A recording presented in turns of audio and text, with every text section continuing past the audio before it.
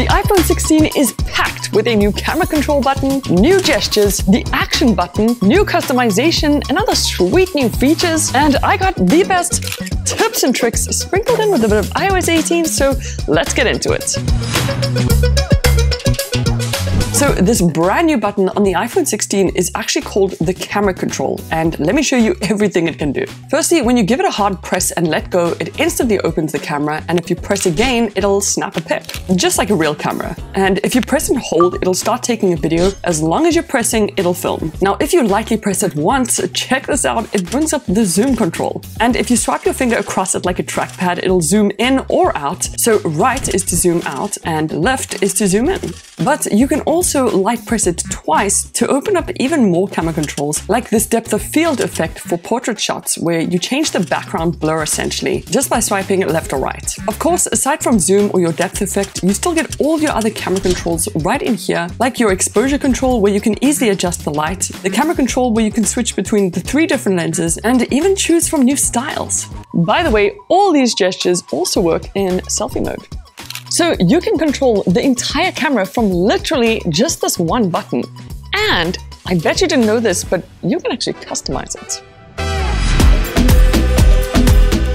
Now, there are actually 2 ways you can customize the camera control. So the first one is you head into settings, then you go to accessibility, and in here you'll see this brand new camera control option. So once you go in here, you'll see that you can completely turn the camera control off if that's something you want to do. But if you prefer to use it, you can customize the press to activate on a lighter press or a more firmer press. So if you're worried about any accidental presses while holding your iPhone, you can set this to firm and it'll only activate when you press it hard. You can also adjust how long you want to press it for, so if you tap on slow, you can actually try it out straight away and see the difference between default, slow, or slower, but personally, I recommend you just keep it on default. Then for the second customization trick, this one is actually in the camera settings. Right at the top here, you'll see camera control, and if you tap on this, here you can actually change if you'd like the camera control to open up after a single or double press. And you can also decide to change it to a code scanner or magnifier instead. So now, if you gave the camera control a double press, it would open up the code scanner and instantly scan for you. So I guess if you're someone who scans codes a lot, that's pretty cool, but I think I'm just gonna leave it on the camera control. And if you really want to customize a button to open up anything, then the iPhone 16 now also has the action button that I'll show you a really cool trick you can do with it later on. But for now, let's move on to the iPhone 16's new camera. Okay, so first up, we've got to switch to maximum resolution, because by default, it's actually only at 12 megapixels. So to do this, you'll have to go inside your settings, then into the camera settings. And in here, if you tap on formats and make sure to turn on resolution control, now, if you open up the camera, you'll notice this new button on the top right-hand corner that if you tap it, will uncross it and actually turn on the 48 megapixel mode. So now when you snap a pic and open it up, it should be a large 48 megapixel photo that you can then zoom into a lot more, and it should have a lot more detail. So don't forget, you can just toggle this on or off whenever you want to switch between 12 or 48 megapixels. Then you might have also noticed this new icon over here that opens up styles that are kind of like Instagram filters, but on steroids. There's a few different options you can pick from, but what's really cool about these is if you use this pad over here, you can customize the style even more. And at first it does seem kind of confusing, but how you can think of it is if you swipe from left to right, you either remove or add color. And if you swipe up or down, you either brighten it or darken the shot. And this over here is the intensity slider. So it depends on how intense you want the style. Pretty neat.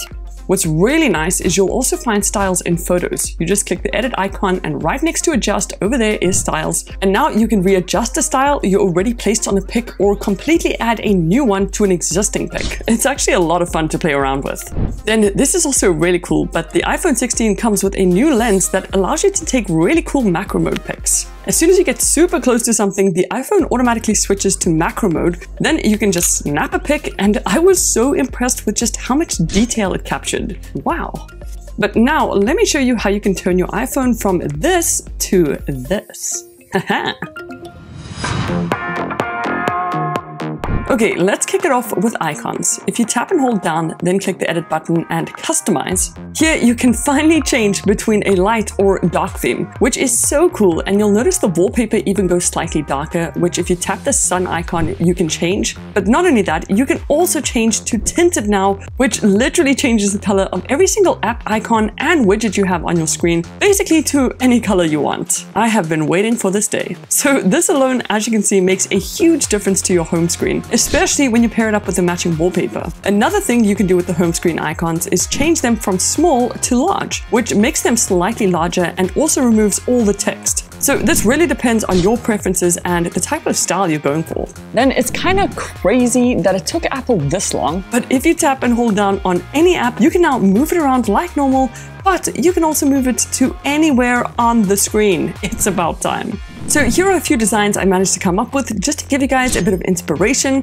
Oh, and by the way, any theme you create automatically gets saved. So as soon as you switch to a new focus mode or a different theme, you'll notice the app icons change. So this really is a new level of customization when it comes to the iPhone, and you can come up with so many cool designs to really suit your taste and style. And what's also really cool about this new customization is that you can theme it to practically anything, like even your accessories. So for example, I have this sick white Magsafe power bank that just looks so cool with my design. It just clips onto the back so easily, and because it's super compact, it doesn't really feel like there's anything there. It's called the Qi2 Magsafe battery pack from ESR, and it's great for extra power. Because in about 2.5 hours, this bad boy can take my iPhone from 0 to 85% without overheating. Plus, it's got a freaking kickstand. I mean, you guys know I love my features, so you can stand it up in portrait or landscape mode. But ESR also have this sick 3-in-1 wireless charger for your iPhone, watch, and AirPods to charge them all at once. It's also one of the fastest Magsafe chargers you can find, so it gets the new iPhone from around 0 to 100% in just 2 hours, and the Apple Watch in just 1 hour and 40 minutes, all while staying cool. They also have this Magsafe car charger that's just as fast as a 3-in-1, so you can charge on the go. And the best part, these slick accessories come at a pretty low price. So if you want extra battery life for your iPhone or to wirelessly charge all your Apple gear on the go, then check out the link below. Now onto some tricks you can do with messages, starting out with something you have to turn on with inside settings, then apps, and in here under messages, make sure you scroll down until you see RCS Messaging. Just turn this on because now whenever you want to chat with someone who has an Android phone, it should be completely free just as long as they also have RCS Messaging turned on. So you can both send stickers, both react to messages, and just all that good stuff. Then another feature you gotta try out is if you type out a message, then double tap any part of it and highlight the word or the whole message. If you press this text effect icon over here, you can give that word a cool effect, like explode, for example. And whoever you send it to will get that text effect in the message, which actually kind of forces them to read it. Really cool. But now, here are some hidden tricks you won't find unless I show you. Alright, we'll start off with the least hidden trick. Did you know that if you tap and hold down onto any app now, you'll see that you can now choose to require Face ID for that app. Now, if you try open that app, it'll be locked, and the only way to unlock it is by using Face ID. And as an extra little tip, if you try to do this with any app that you've actually downloaded, you'll see that you get the option to also hide and lock the app. So once you click hide app, it'll vanish from the home screen, and the only place you'll find it is inside this locked hidden folder in the apps library. So if you've got anything embarrassing, this is probably where it should go.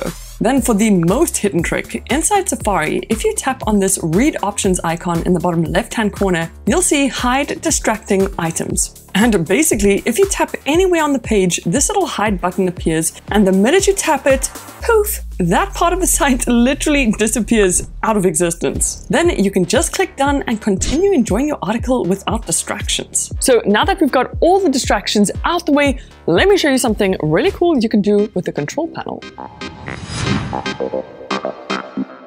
Okay, so inside the control panel, you'll now notice it has pages. This is brand new to the iPhone thanks to iOS 18, and there's some really cool things you can do with it. If you tap and hold down on any empty area, you'll go into this kind of customization mode where you can now move any of the controls within the control panel, or you can just straight up remove them. You can also resize them from small icons into list type icons or even tiles. And if you tap over here, you can add a whole bunch of new controls. Like, there's a massive list. But there is one control that all of you guys should know about. And that is the shortcuts open app control. Because basically with this control, you can choose to open any app as a shortcut right from your control center. And it can literally be any app, like Instagram, for example. So instead of opening apps from your home screen, you can just open them up from the control center. And I suggest you do this with all your most used apps. So now anytime I want to check out Instagram, bam, it's literally that simple. Or if I want to switch to YouTube, again, it just takes a couple of seconds.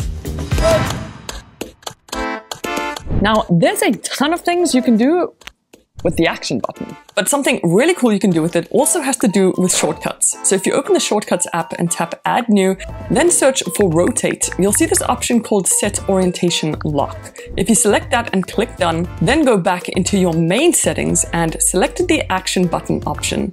You'll see you have a few options to choose from, like camera, torch, or even voice memos. But if you scroll to shortcuts, you can select the one you just created. And now what you've done is turned the action button from what used to be a mute switch into a rotation switch. So now whenever you're laying down or watching content, if you want to turn the rotation, just press the action button. Bam! That's just one example of so many different ways you can use the action button. I mean, you could set it up to open apps like Instagram or even YouTube, for example, which is just so useful.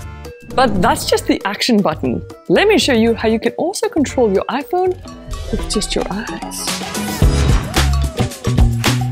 So to control the iPhone with just your eyes, inside the control center, if you go and add a control, right at the bottom in this list, you'll see eye tracking. Just add this control, then turn it on, and after that, you'll be prompted to follow this dot around the screen with your eyes. That's literally it. And once you're done, you'll be able to control your entire phone with nothing more than just your eyes. Which, I mean, if you think about it, this does basically turn your phone into an actual iPhone. It's pretty impressive that you can do this all just on your iPhone, so you can leave your phone on your desk and control it without touching anything. Well, until it glitches out, which it does kind of do sometimes. But then there's also voice control. Bam! This is just such a cool feature. It's found inside your accessibility settings, and if you scroll down to speech, right over here, you'll find vocal shortcuts. Just tap on it to set one up, and you'll see that there's a bunch of different shortcuts you can choose from. So for example, I chose scroll down. Then just name your phrase, like next, and finally say it 3 times in the most normal, natural way possible. Now, if I just say next, next, it'll keep scrolling down without me ever having touched my phone.